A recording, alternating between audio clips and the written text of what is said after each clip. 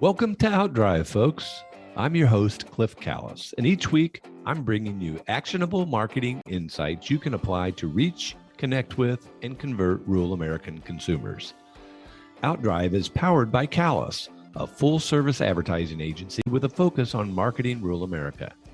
Callis offers a wide range of integrated marketing services, including website development, search engine marketing, social media, video, and digital. We develop strategic and creative campaigns to build your brand and your business, and you can learn more about us at ecallis.com. Now join me in the front seat as we head out on the road to success. Let's go. Hey folks, welcome to Outdrive. We've got another great story to share with you today about life and work in rural America. Nothing is more important than the brand when you talk about the marketing value of a company.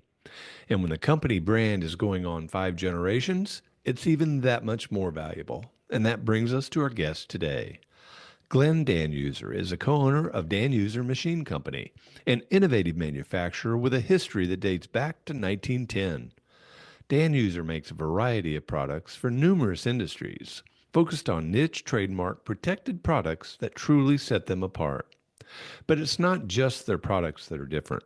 The quality of their service and focus on customer satisfaction is second to none, with Glenn himself serving in a customer support role. Keep listening to hear about their amazing story and how they tell it year after year. Welcome to Outdrive, Glenn. Thank you. Glad to be here. I appreciate you being here. You're running an organization that's very well thought of throughout our state, throughout the country and the world. Fourth generation family owner. When I did research on your company, I was very impressed with the innovation that you guys have displayed over the years in a lot of different ways, from a marketing perspective, which is what our focus is all about. So we can get into all that. Before we do, let's start by having you tell our audience just a little bit about yourself. I'm Glenn Danuser, the 4th generation operator owner with my sister, Janae Danuser. I came back into the company in 1996, and Janae came back to the company in 1999. Obviously, prior to that, my father and my mother were in the company together. I grew up around the company.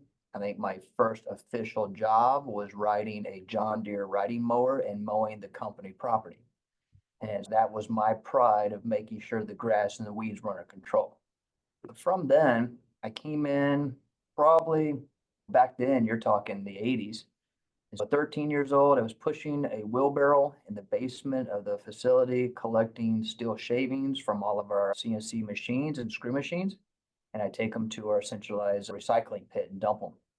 And then with sweep floors. And so my philosophy was to work from the ground up and to not be handed anything, to go in every other department. I did that. I did not run any production machines. I did not run production parts. That was pretty much conveyed to me by my father as, boy, that is on time and quality, and that can affect our costing. So I did the packaging, painting, loading trucks, making kits, making boxes. And then I went into the tool and die area to learn thousandths of an inch, all your instruments, milling machines, lathes, all that. And ended up at the warehouse. I really like the warehouse. I like getting orders packaged and ready and watching them go in the truck. Because when it left on the truck, that meant we sent a bill. We sent a bill, we get paid. And so I really like that aspect. So obviously finished high school and then was looking at colleges. And back then it was pretty standard for a 4-year degree. So I ran all the way to North Carolina and I did a couple little small mountain schools. I'm not much of a big university type of a place. I don't want to be a number. I want to be somebody in a small classroom. So I did that and bounced around North Carolina for a couple of years. Then I came back to Kansas City area and I did a little bit of community college there.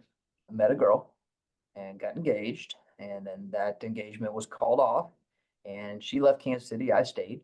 I enjoyed it. I did a lot of serving, bartending. I love people. I love to be out there and interact with people. I like to see why they're here, what makes them tick, why you like to come to this place. And so I had my little following as a bartend and And then my father kept calling me, "Hey, are you coming back to the company?" I said, "Yeah, I'll be there one day."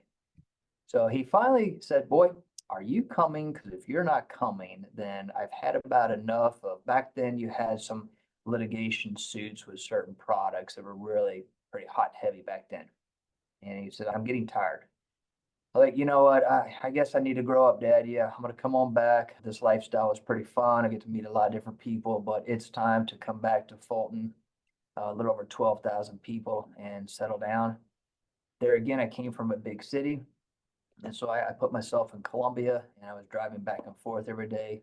That was getting a little old. And so I bought a house in town and came back, like I said, 96, went straight into the sales, marketing side of things. I went to school for business administration, sales, marketing. I did not finish with a full 4 year degree. I think it was about three and a half. And then I decided it was time just to make money. And I thought to myself, who can better teach me the roles of Danuser and how we do things at Danuser than my father or the company? You can learn a lot from a textbook, but getting into the organization to really see how it works, that's where we really get to feel. My father thought it'd be best if he brought in an outside person to run Danuser for the first time. We hired a president. Um, I didn't quite follow how he was doing things. I also knew that's not how my father would do things. Long story short, I was able to shorten his career and get him removed. And that was probably the best thing for the company. And then at that point, my father came back in. I had some years under my belt. We actually did work pretty well together. And before you know it, when my sister came back, we grabbed the reins and we were just running. We developed a management team.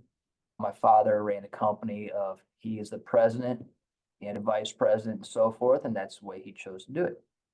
My sister and I built a management team, which consisted of chief engineer, sales manager, head of IT, and ourselves. And we asked the questions, okay, Dad always said, stay here in this realm of sales. You'll have a happy world.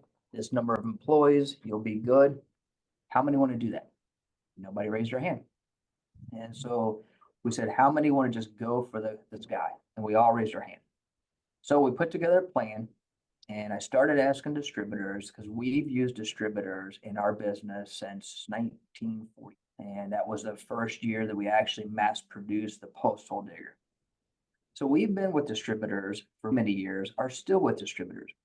Some people will tell you that I can't believe you're with distributors. You ought to be direct. You ought to do this. You ought to do that. Our business has grown. We have built 1, 2, 3 facilities. We've acquired some property on the old Skygo dairy farm, which went back in the day. My grandfather Henry owned Skygo Farms and Danuser Machine Company. My father was the younger brother. So John, his older brother, got the choice. John chose Skygo Farms. My father got Danuser Machine Company. So fast forward again, we own 26 or 28 acres of the old Skygo farm. And we are now looking at a final plant expansion, hopefully be breaking ground next year, by our largest expansion ever. So long story short, we have basically tripled the business, increased building size, increased our employee staff. We decided to knock down the barriers and figure out what is holding us back. A lot of our distributors told me, you make the best 3-point post hole digger, but you're stale. You haven't brought anything new. And I thought to myself, they're right. We kept beating that drum of sell the best digger, sell the best digger. So then we got with engineering and we really started to put together a plan of niche, patent protected products. That's what we want to build. And that's what we've been doing. A lot of people are in this attachment game. A lot of them just buy and resell. A lot of them import. So why are we different? Why are we still here since 1910, fourth generation, family owned? And I can only say one word, and that's quality. We do not skimp on quality. We always look for niche, patent protected items. And I'm a strong advocate of when you introduce a machine or attachment, it needs to do more than one feature. The more features it can do, the better off people are. the better off we all are. I don't have a building on my farm that's 400 by 400 that I can put each attachment and say, this is for this is for that. So I like the Swiss Army of attachments, and that's our goal, our focus, and that's where we've been trudging ever since to go forward with, and don't see that changing anytime soon at all. How do you do your product development? Do you have a team that works on that, or does the ideas come from someone? Everything, people, they know us, they know what we stand for and what we build. And so a lot of people, for instance, they'll come to us years ago and they said, "We want you to build a tree puller." Okay. So we started researching tree pullers, and all the tree pullers seem to be about the same. One rigid arm, one that moves on a cylinder. Okay, it's pretty simple, not very effective in my opinion. So we have a team of 5 engineers, and of course, I own several acres. And so it comes down to, what do I have to deal with on my farm that I don't want to deal with? And tree pulling, getting the invasive bushes, stuff like that, that's everyone's problem. And so we started to come up with some designs. And back then, the company only owned a 1845C case, a very small machine. And I said, this machine isn't big enough to do anything. So we got to make the tool allow this smaller machine to get the job completed. So that's when we started thinking about, let's incorporate this type of design into it. Let's put this feature. And before you know it, after several years of testing and R&D, the Intimidator tree puller was born. It took the market by storm. It became very successful and is probably the most popular tree puller as of today. It is still our strong product, and there's probably more to come on that family of products. But that's where it comes from. I do want to be the final tester. I love telling this story on the Intimidator. Gets my chief engineer in trouble all the time. We had a Takeuchi TL12, one of the biggest skid steers at the time. We rented to do all the testing. Another one of the employees did a lot of testing on his farm. The chief engineer says, "Hey, we're ready to bring this to market." And I said, "I didn't have it on my farm." "No, but another guy's been using the same machine on his farm. It's fine, it's work." I said, "Well, it still has to go to my farm." And within 4 hours, I was on the phone with the engineer saying, "Hey, bring a pickup truck out to my farm and make sure it's not a flatbed. You're going to need an actual bed to fit all the pieces." And he said, "Huh?" And I basically destroyed the tree puller in about 4 hours. And then he said, "What did you do?" "I used the same machine as the last guy pulling trees." And he said, "That's odd. He didn't break anything, but you did." And I said, "Okay, and here's what I think we need to improve on. Let's do this. Let's do this." He sent it back out. It lasted longer, but it broke. "Let's do this." There again, fast forward, we got through all the steel portions, the fabricating portions, but then the hoses became an issue. And so then I rerouted how the hoses go. And then we came up with some other ideas. And so time after time, now the Intimidator, I can't say is bulletproof because there are people out there just like me that can destroy an animal. Every time there was a warranty claim or a problem with the frame, we would redesign the frame. And so we always product improvement. We listen to the customers. I do think that sets us apart from other manufacturers. We do care what's being said. And if you're going to post something, I don't pay just to have positive posting. I want the positive, I want the negative, I want your personal opinion. And I follow those and I listen to those. And some hold value and some don't. The ones that do, we go back, we're like, yeah, we need to address this. And so we'll redesign. So the Intimidator has gone through, I don't know, 4 or 5 different revisions. And now the latest frame update was released, not due to failures, but due to enhancements for manufacturing to allow debris and clutter to fall through the frame. So it's just ongoing improvements and upgrades. It's a great name. The Intimidator, when you look at that piece of equipment, it is intimidating. Right. What process do you go through to name a new product when you come out with it? Because that was spot on. That is tough. I seem to be doing quite a bit of that. I've got a marketing department and I'm always challenging them. Hey, but remember, my forte in college was marketing. I like unique names. I think it's catchy. If you just throw a Danuser tree puller, there's not much excitement behind that. And if you Google tree puller, you pull in all your competitors. So we needed to come up with something different. Of course, Intimidator, what does that mean to me? Dale Earnhardt Jr. or Dale Earnhardt, sorry. And so that, I was like, okay, are we infringing on the Earnhardt brand? Is this going to get us in trouble? And we did our due diligence, and that's what kind of came on is it is intimidating. There's a lot of saw teeth, and it looks like it's there to destroy and get your job accomplished. Just like the hammer post driver. Why do we call it hammer? And so it's a weight that's being raised and it drops and it comes down on a plate that's sitting on top of the post. So you're hammering, per se, the post in the ground. And so we give little catchy names to all of our products moving forward because that does help with search engine. It also helps people remember. They don't really remember it as a tree plug, but everybody remembers, oh yeah, that Intimidator. That's the one I want. And so just trying to capitalize on marketing, and it's tough. I do bring in marketing department, my sales, engineering. We make a list. Then we go back and we start Googling the list. We're like, okay, we can't do that, can't do that. We find a few names, push them to the law group, and they say, yep, you're clear. And then we take a vote, and there you go. It's a great process, very thorough. You're a marketing guy, you have a marketing team. What are some of the marketing objectives that you guys are working on right now? It's been tough, and it's been tough for many years. You've got your dealers, the green, the blue, the orange, the reds. They need to focus on selling their products as well. We know that. We're considered a short line manufacturer. And it's tough to get dealers to stock. It's tough to get them to promote and push your product because they're getting bombarded by a lot of different manufacturers. So we decided to take an approach of really educating the public, teaching the public about our products. We launch videos that just talk about them. And of course, you get all kinds of negative. I wish this guy would be quiet and show it in action. Those videos are out there, but sometimes people need the 101 on what is an auger drive and how do I pick the right auger drive. And when I shot that video in my backyard of an auger drive on a tractor and an auger drive on a skid steer and really explained the differences of our auger drive, why we numbered our auger drives, and walked them through, that was huge.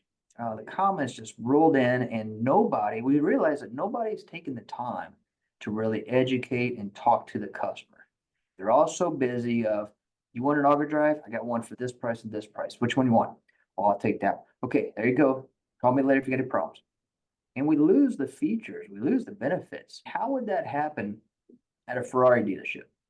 So a person walks in and said, how much is that one? That one's this. Ooh, how much is that one?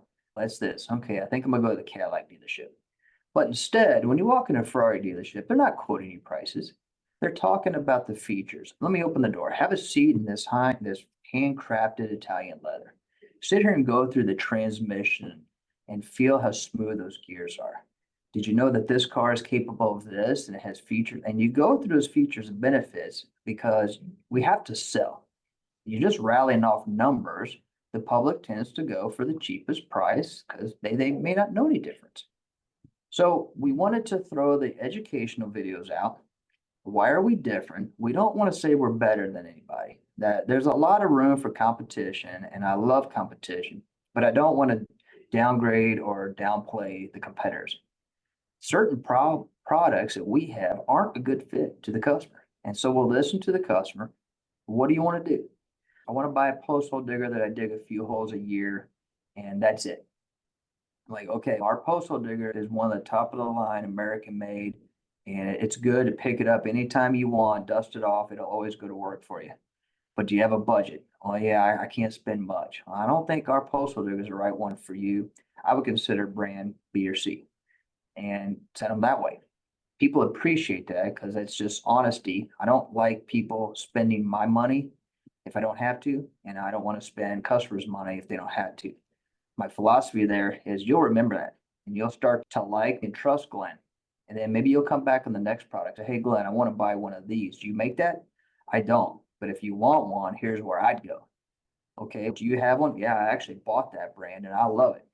Okay, thanks. And they remember that. It's not about closing the deals and how many can I get a week? How many can I get a month? That's the short game. And to me, you're not going to last very long in short game. We're not a high pressure company. If our product's right for you, great. you'll understand why we make them the way we do. You'll appreciate the quality, you'll appreciate the customer service, and you'll come back. If we're not the right fit for you, we'll tell you we're not the right fit for you, and we will be more than happy to push you somewhere that would be a better fit for you. Well, I think that's a great approach because you're right. People do business with people they know and trust. I'm a firm believer in that. And same for our business. We're not a great fit for everybody, but we're a great fit for the ones that we're a great fit for. And you just have to learn about each other and find out about each other. And hopefully you earn trust and can do business, but it doesn't always happen. And Sure. people do appreciate. I remember a story I heard one time, and I think it was Nordstrom department stores, and somebody went into the store and they were looking for something, and Nordstrom says, you know what, we don't carry that. But you know what? They do right down the street, and you can go down and get that. Not everybody would do that. And I think that approach is really spot on. Right. So you mentioned videos. What other kinds of marketing strategies and tactics are you used to telling your story? We're going back to the videos is we're trying to educate and promote the different features, benefits. But when we're finished with our marketing, we want the customer to walk into the dealership that says, I want a Danuser Intimidator. We don't want them walking in the dealership saying, I'm here to buy a tree puller, because that opens the gate to whatever tree puller they have on their lot. But we want the customer to call out our name and our product name, and the dealer says, I don't have that. I can get it, or here it is right here. And that way, they also will say, I don't have that one, but I have a similar. And a lot of our customers say, no, I've done my research. I really like that Danuser Intimidator. That's what I want. And that approach really works well. Because like I said, certain dealers are on your team. Certain dealers just want to move what's on their lot. And that's understandable. We're not asking everybody to be on the team.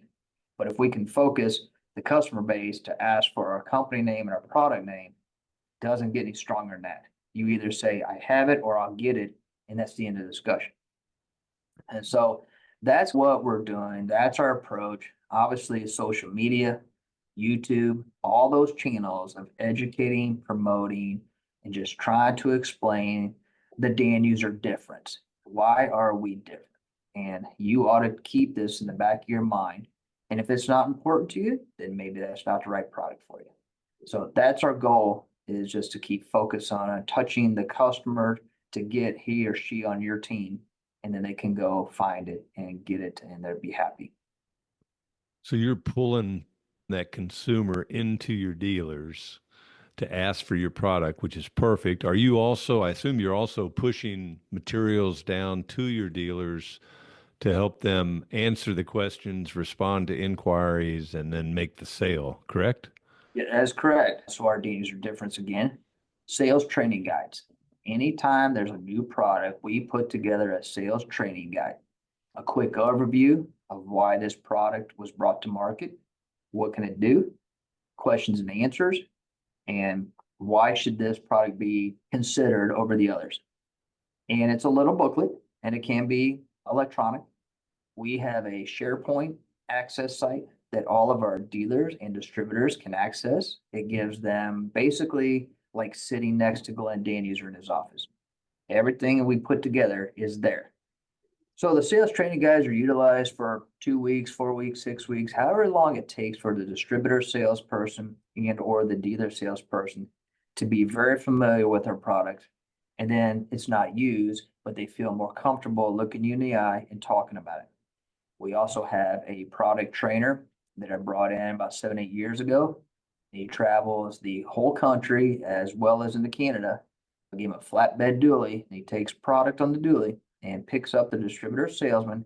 He goes to the dealer level. We try to educate and show the dealers our new products, our existing products, our upgrades on the products, answer their questions. What are some of your stumbling blocks that you have a hard time with talking to consumers? And we'll help fix that and have them more comfortable. Excuse me. So your distributor learns more about your product. Your dealer learns more about your product. And then what I really love from those travels is a couple of weeks afterwards, they're so excited they call our product trainers like, hey, this dealer bought 3 of these and 4 of these and 2 of these. I never had that. Thank you so much. Because now people are more comfortable. I think some manufacturers, I'm going to say all because that's not true, push a product out, say, here's a price sheet, here's what it can do, go sell 200. Okay. And then what do I have to read? A website. I have this same little brochure. I'm not familiar with it. I don't fully understand it. Are they going to really pick up the phone and call that manufacturer? No, because people are walking in. I need to buy a lawnmower. I need to buy a weed eater. I need to buy a postal digger. I need to buy a post driver. They're busy. And so you need to funnel the education promotional items to the network. Give them all the ammo they need for their gun. Now, if they can hit the target, then okay, what's the problem? What do you need now from me? We're very proactive on that. We want education. We're here for support. My cell number is on my card. I encourage all the distributors, even dealers, call me. I'm not a CEO with a door closed policy. You don't have to make an appointment to see me or talk to me. I do that for a reason. There's not a lot of companies like that. I buy products. I struggle with the product. I call. I can't get anywhere. I can't get anybody to help me. And I'm like, what's the point of this? And so I want to be the best product quality I can put out there. And then I demand a very high customer service. I tell the guys and gals, you don't leave for the day until the answers are delivered to the customer. If you don't know the answer, you have till the end of the day to get the answer. I check emails all for the company. I've been doing that for 27 years. Sometimes, yeah, I'll answer them. Other times I'll push them to customer service. I answer things on weekends. I answer things at night. I know people are just like me. We work during the day. We have property at night. We do our cleaning on the property on Saturdays. Something happens, boy, you just really wish you could get a hold of somebody and said, hey, this happened. What do I do? And I'm there. People call me like, hey, I was out driving this and I forgot you said certain tip to help me keep something level. Oh, yeah, yeah. You in the cab? Yeah, do this. You got it? Oh, yeah, yeah. I see it. Okay, give it a go a couple times. You feel it? Yeah, I feel it. All right, call me back. You got any problems? Man, I really appreciate it. And so I'm there for support because that's what it takes. And in this country and the other companies have forgotten that. They get so big and they buy competitors that there's no way to get to anybody. There's definitely no way to talk to anybody after hours on Saturday. And I want to be at that company. I want to be there for our customers. And people appreciate that. It's all over the internet. I actually called Danuser and talked to Glenn and he gave me a manual and all you got to do is give him a serial number. We still do that today. And show me another manufacturer that'll send you a free manual for something that was sold in the 50s or even something that was sold last week. We give away free manuals. We want people to have that education because there's safety in the manuals. We want our employees to be safe. We want them around to buy more products. And so we keep them safe, keep them educated, and everybody needs to know maintenance and how to properly take care of the equipment so it lasts. I do think it's very unique that someone in your position and your role would do that. It's awesome. Obviously, it's part of the Danuser difference. Are people surprised? Like, I know that when one of our account executives ran into you at one of the farm equipment shows, they were surprised. They were talking to you, the owner of the company. Are people surprised when they encounter you in a situation like that? They are. At very first, I would leave my name tag off my shirt, and I need to talk to somebody who can make something happen. Like, I'll be happy to. What's the problem? You're like, oh, who are you? So my name's Glenn. I said, what can I do for you? And all it is just communication. Somebody just needed to listen to the customer. What's the problem? He's like, you gonna say anything? I was like, I'm just taking it all in. I said, get it off your chest. I said, what's the issue? And I said, all right, here's how we fix the issue. We do this. He goes, how do you know that? That product's older than you are. I said, yeah. I said, I forgot to tell you, it's Glenn Danuser. I grew up in this. And you're talking about a post driver that was born in 1956, ran on this friction wheel. You got a little handle over here, and we have to adjust the wheel with. He goes, that's impressive. I said, okay, what's really impressive is you're not going to remember this conversation when you get back home. So here's my card. It's got my cell number on it. Get on your tractor, have your toolbox next to you, and then call me and I'm gonna walk you through some adjustments. 10 or 15 minutes, you're gonna have that thing humming and driving post. And they do that and they're like, it's amazing. It's a whole nother machine. Like you wouldn't believe a lot of customers just get frustrated because they can't adjust that machine properly. And so they sell it. He goes, well, I bought it at an auction really cheap. I said, frustrated customer. And now you're frustrated, but now it's fixed. I said, you gonna sell it? He goes, nope. He goes, I'm gonna hang on to it. I'm gonna keep your card. I'm gonna call you for the next problem. I said, there you go. That's what I'm here for. So even though I can service machines in the 50s, I can service machines of yesterday. And I run them, I use them. Certain machines are my favorite and they're on the farm. Other machines I don't need, but when I need, I know where to find one. I think about your background and you telling the story of how you grew up in the business, learning all different kinds of jobs and responsibilities and all that. And now you're in this role today. What would you have done differently if you had to do it again? That's a good question. Probably if I had to do it differently, I would either have really gone hard for a 4-year degree in business administration, or today I have a 17-year-old son. I'm really pushing hard for Lynn State Technical College 2 year. Probably would love to have done something like the Lynn State and learn maybe a welding program. I know how to weld just enough to be dangerous, but I encouraged him. I said, if you could do the welding program at Lynn State and take business management classes, and then you come back, you don't need a 4-year degree today, in my opinion. It just comes out with a lot of debt. But I said, we could come back and you could transform our welding department with the education you learn and hopefully figure out different processes, save time, which is all money, but don't skip the quality. And then if you can run the welding department successfully, we'll teach you how to do the business administrative end of how it works. But then he's like me. He really likes the trucks, the trailers, the skid steers, the tractors. I go and fetch all the equipment needed for photos and videos. I have run any type of tractor, any type of skid steer out there. A lot of people will come up to me in trade shows. I want to buy a skid steer. And I say, okay, what are you thinking of? I'm thinking of this brand. What are your thoughts? I like this brand. I like this and this. I don't like this and this. What do you have? I have these brands. Why do you have? And so I'm talking skid steers, and I don't even sell skid steers, but they feel comfortable because they see me in the videos. They're like, you've run all these different type machines. I said, I had, and I'll give them advice. And once again, I'm trying to build that relationship. Maybe you don't want a Danuser attachment now, but if you can like and trust Glenn Danuser, then you'll remember that. And so you'll come back. Maybe you want to buy a tractor the next week. I don't know. I'll talk tractors with you. But eventually you're going to need to put toys on those machines. And I just want them to come back and ask me, do you have this attachment? If not, what would you recommend? And one of our distributors has a great motto, built on relationships. And that's all this industry is, built on relationships. I don't believe that the customer base is looking for the Walmart of attachments. Yes, I believe people have budgets and price is typically key, but you can get around those with features and benefits. Or I bought the cheaper one, I keep breaking it, I'm on my third one, but yours is so expensive. And I was like, yeah, but if you take that machine times three, you're past my one. I know. And so you get those stories, and certain people will come around. I'm going to go ahead and buy that. But you say it's going to work. And years later, people look me up at trade shows. I go to as many trade shows as I can. They're like, that thing's still working. It's still doing its thing. I said, I told you. I said, it hadn't broke. You haven't bought another. I said, are you saving money? He goes, I am. I said, so what would you have done different? I would have bought that 10 years ago. I said, that's what I want to hear. I'm a firm believer you get what you pay for, regardless of product, service, whatever.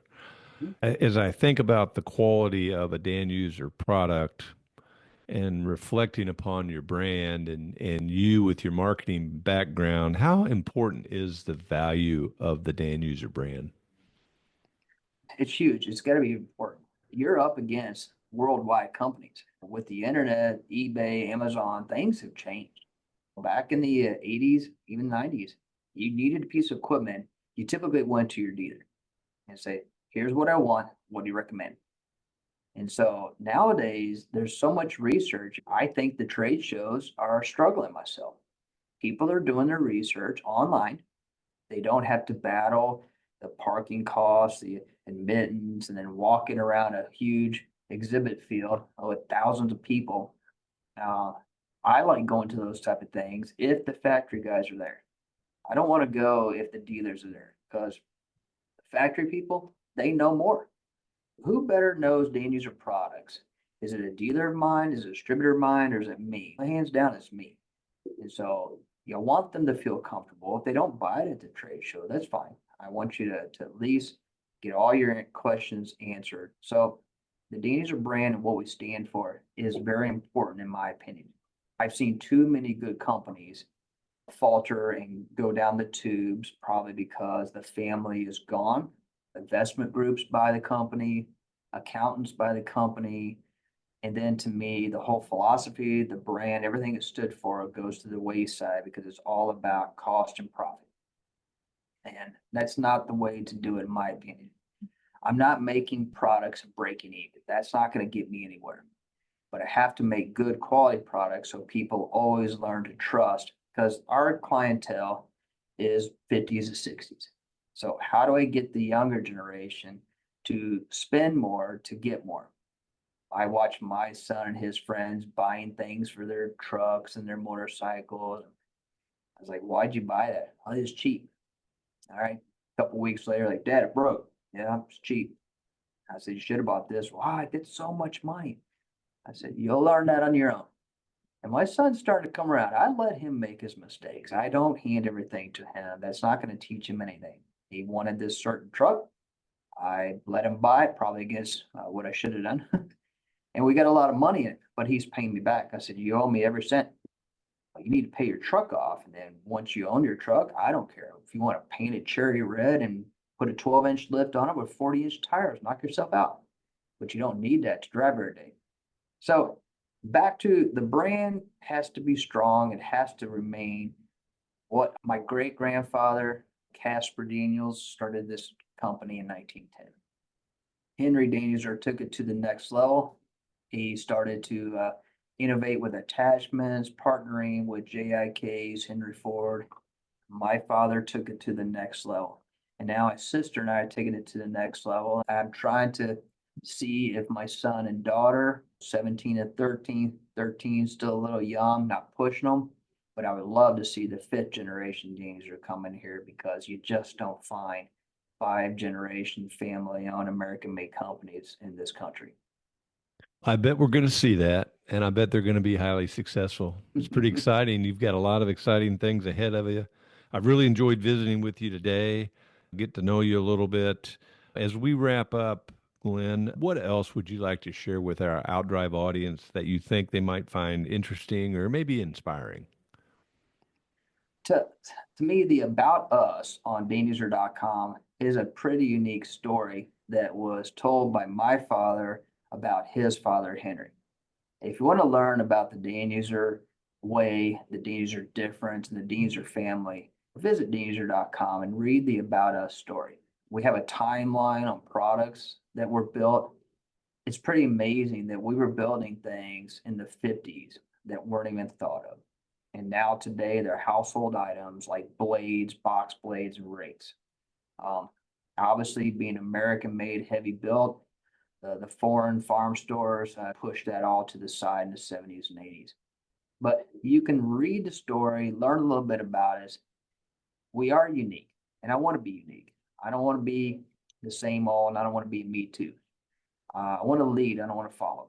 I want to be out there promoting family, quality. Our employees have been with us for many years. We've had employees retire after 50 years, several in the 40s, 30s.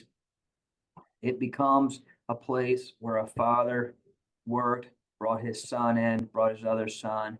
We've had several of those through the years, and that's what we want to be known for. And I told my son, I say, you come into this, never forget the history of the Danuser guys. Go to the front office where all their photos are and just look at them, see what they've done. And I'm pretty proud that same thing is still happening today. We haven't changed our philosophy. We haven't changed our direction. We're just trying to promote more different, unique products. And that's tough. But when we get on a roll, hang on because we're on a roll. Congratulations on where you are today, and best of luck as you continue to grow your business in the future. And very much appreciate you being on Outdrive today. I really appreciate your time, and it was a pleasure to speak with you. Thanks, Glenn. And folks, thanks for listening to Outdrive. I hope you've enjoyed our visit today with Glenn Danuser, co-owner of Danuser Machine Company. If you like the show, go out and give us a great rating and review. And come back again next week, and I'll take you down the roads of rural America where it's heaven on earth. Thanks for taking a ride with us on Outdrive. This episode is complete, so head on over to ecallis.com for more insight you can apply to help drive your business growth. And be sure to sign up for our free monthly e-letter, Outthink, for even more helpful content about marketing to rural America. Have a great day and keep on driving.